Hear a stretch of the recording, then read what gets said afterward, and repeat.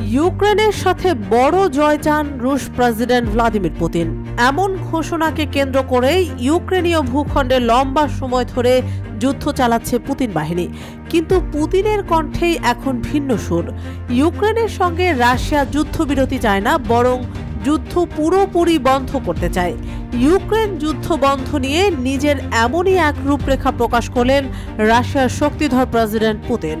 হাঙ্গেরির প্রধানমন্ত্রী Victor অরবানের Russia সফরে যৌথ এক সংবাদ সম্মেলনে পুতিন একথা বলেন।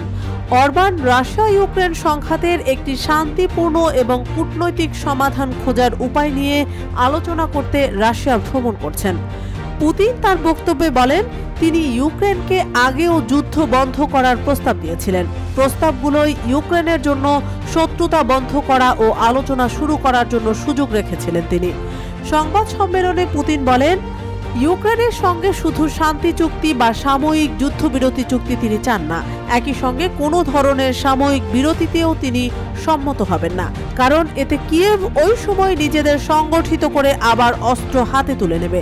রাশিয়া এই সংঘাতের চূড়ান্ত সমাপ্তির জন্য আহ্বান জানাচ্ছেন। যুদ্ধ বন্ধ করার জন্য পুতিনের শর্ত কি তাও সাফ জানিয়ে দিয়েছেন তিনি। পুতিন রুশ পররাষ্ট্র মন্ত্রণালয়ের এক বক্তব্যে উল্লেখ করেছেন, সংঘাতের সমাধান বেশ কয়েকটি শর্ত পূরণের উপর নির্ভর করে।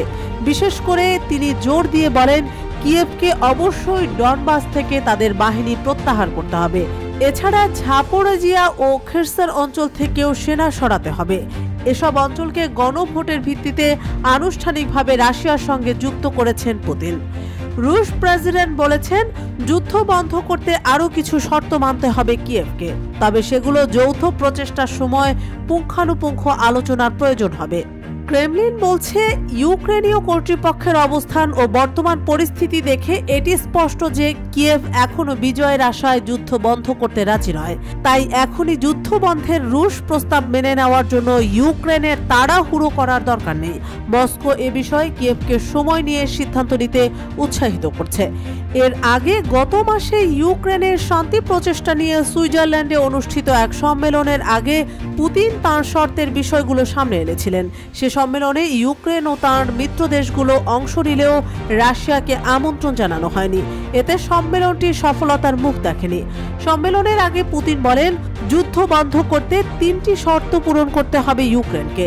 এগুলো হলো, আরও ভূখণ্ড ছাড়ার জন্য রাজি থাকতে হবে কিয়েভকে, দেশের আরও ভেতরে তাদের সেনা সরিয়ে নিতে হবে ও পশ্চিমা সামরিক জোট ন্যাটোতে যুক্ত হওয়ার আকাঙ্ক্ষা ত্যাগ করতে হবে।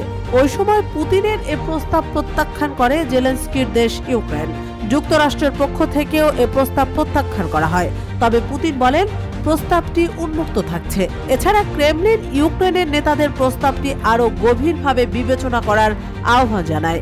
অন্যদিকে রাশিয়ার সঙ্গে যুদ্ধ বন্ধে একটি সমন্বিত পরিকল্পনা তৈরি করছেন বলে জানিয়েছেন ইউক্রেনের প্রেসিডেন্ট ভলোদিমির জেলেনস্কি। গত সপ্তাহে রাজধানী কিয়েভে এক সংবাদ সম্মেলনে একথা বলেন তিনি।